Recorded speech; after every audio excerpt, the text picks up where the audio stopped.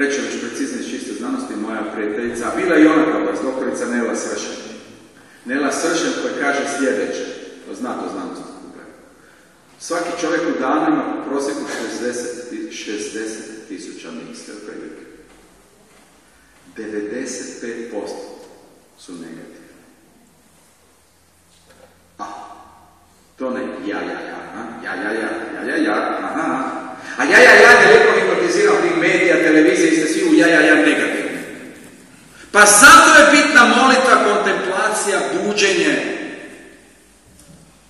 Da iziđemo iz te hipnoze Cezarovaca, konzumerizma i da tih 95% negativnih postepeno padne na nulu čak. Onda smo onaj jesam. Hristo. Braćo i sestre, vi to ne radite. Oprostite. Ja ne sumnjam da idete često na svetu misu. Ja ne sumnjam da ste potencijalno dobri katolici, ali niste dovoljno žestoki. To je žuti karton. Slušajte koliko sam brutalan. I jesam. Gospa nije, ali gospa je majka. Ali ja sam brat u Kristu slugu, ja sam brutalan sam. Jer sam bio brutalan sa samim sobom. Ne bi nikad Gospodina dotaknuo da nisam bio brutalno okrutan sa samim sobom. Da je trebalo umrijeti, ja bih umro. Preinteligentan sam da bi lagao. Samom sebi. Znao sam da ili dragi Bog jest ili nije. I kad sam bio mladi čovjek s 30 godina, pravi istraživač, ja sam rekao, ja ću otkriti da li Bog jest ili nije. I ja sam otkrio, ja sam čovjek koji garantira da je Isus Krist Bog, put, istina i život. Kada je to istina, onda nema varanja. I kad vama profesor kaže nešto pametno, onda pametan student sluša profesora. I vjerujte vi meni da mene moji studenti slušaju. I ja kad sam bio student sa moj profesora, itekako slušao, pogotovo na najbolje. Pa šta će vam bolji profesor nego Isus Krist? A šta će vam bolja majka nego kaže slušajte moga sina? Prema tome ste jako pravo sa žutim kartonom. Majka ima beskonačno strpljenje, zar ne? Da. A zar nam 33 godine nije dovoljno? Nešto ću vam ispričati. Vrlo ozbiljno. Vrlo ozbiljno. Čak i drvo za 25 godina je odraslo. Čak i drvo. U stvari ljudi već i ranije. Zadnje spoznanje iz obrazovanja pokazuju sljedeće. Ako ćete pomoći vlastitoj djeci, izbacite ih iz kuće sa 18. Eventualno s 21. Mi previše gladimo djecu.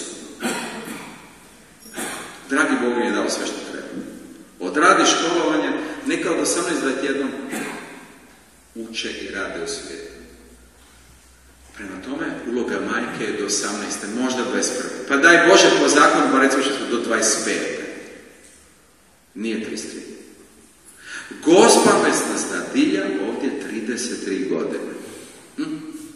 Pa koliko vi hoćete? Stav, koliko još? Šta je vama potrebno, znaš šta će reći Vatikan? Pa mene uopće ne zanima šta kaže bilo tko. Niti me zanima šta tko misli o meni, niti me zanima šta piše ko ili šta će ko, čak mi više ne zanima šta je Gospod mi se rekao. Znate šta me zanima?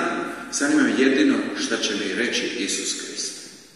Pita mene doktor Slobodan Langer u Dubrovniku, kaže, joj Davor, ti ako došao u raj, ti bi sigurno htio vidjeti, ne znam, na Teslu, Einsteina, Newtona ili ovaj večki. Kaže, ne Slobodan.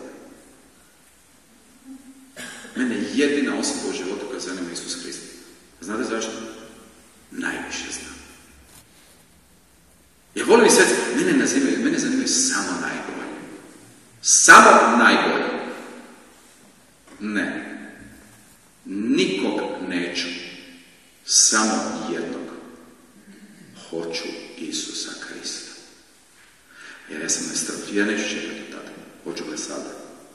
Moja jedina ambicija u životu je biti s njim u rezonaciji sada. Znate, meni sad dolazi pomalo i čak i mirovine, neke druge stvari.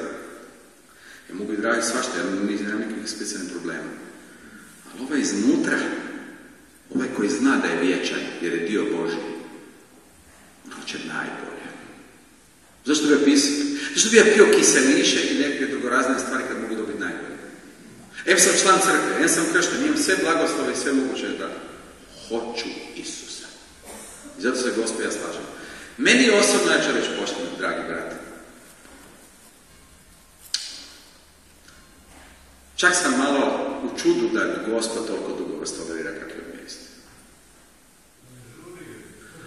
Čujte, budimo iskreni. 33 godine. To je već postalo zračne luke možete zatvarati i dovesti radi Gospod.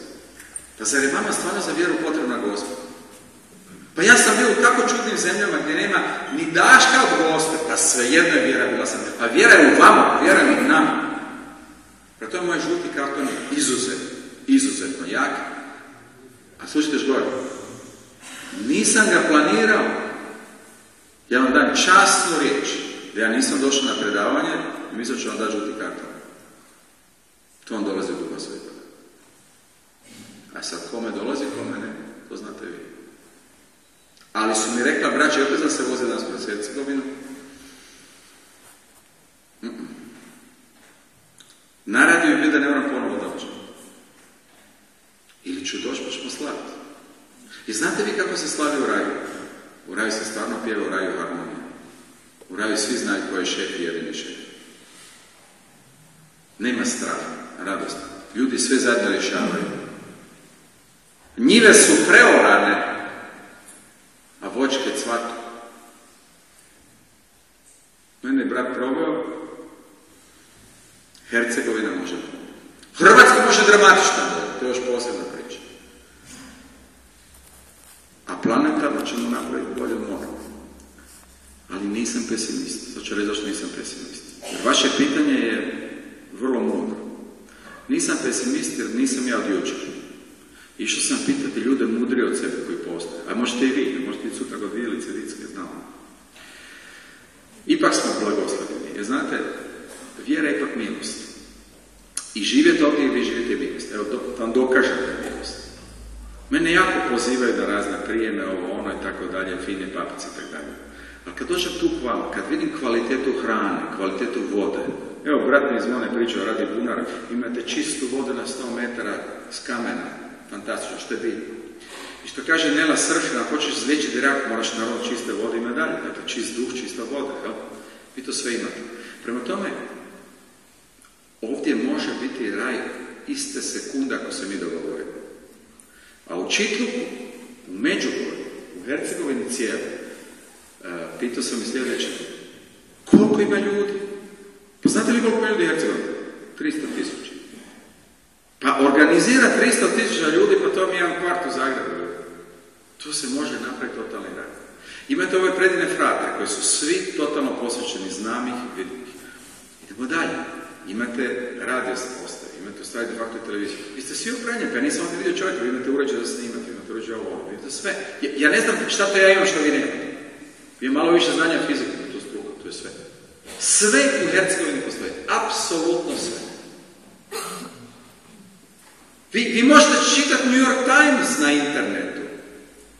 Tu smo stavili etničko selo, imam internet direktno, ja mogu bilo šta, ja ujutro mogu slati fakse, ne mogu fakse, poruke mojim tajnicama ovdje, onda sam, dakle, sve se ovdje može napraviti.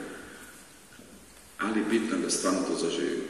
Ja čak tvrdim što sam tvrdio zadnji put, ne znam koji je bio na moj predavanju zadnji put, da sam ustvrdio, i odgovorno tvrdim to i sada, da Hercegovina može da bude rajski vrt. Može biti rajski vrt ovdje i sada.